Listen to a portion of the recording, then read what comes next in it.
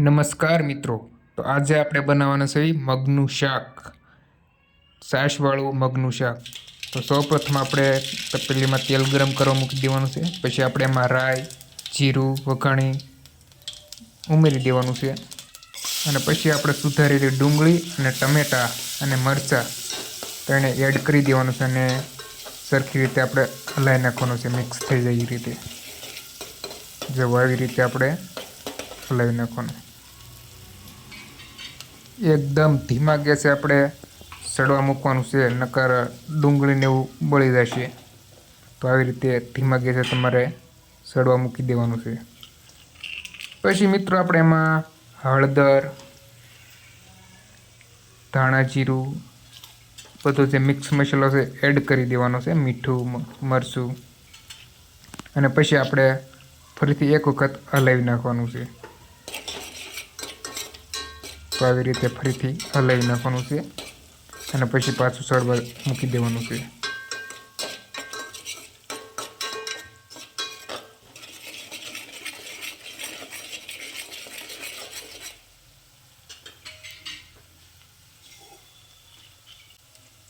પછી મિત્રો આપણે જે બાફેલા મગ છે, પલાળેલા મગ એ એડ કરી દેવાના છે।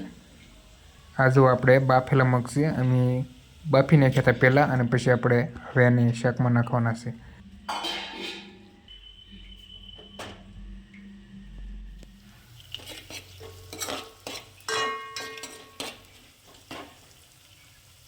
તો હવે મિત્રો આપણે મગ છે એ એડ કરી દેવાના છે।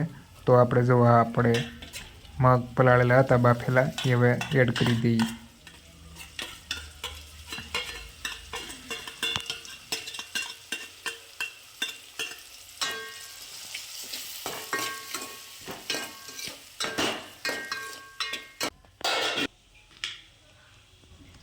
હવે મિત્રો આપણે એમાં મરચું એડ કરી દેવાનું છે। જો આપણે મગ હવે આમાં આપણે મરચું એડ કરી દેવાનું છે। વધારે પડતું તીખું ન થઈ જાય એનું ધ્યાન રાખવાનું, અને પછી આપણે એ મરચાંને મિક્સ કરી નાખવાનું।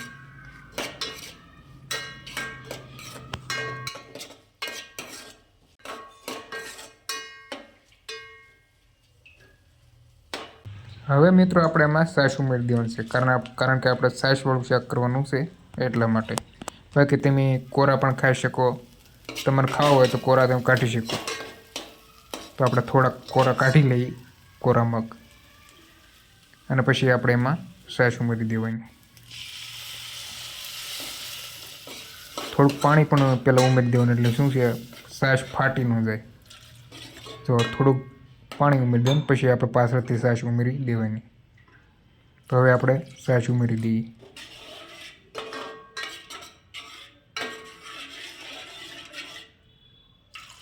તો મિત્રો આવી રીતે આપણે મગનું શાક કરી શકાય છાશવાળું।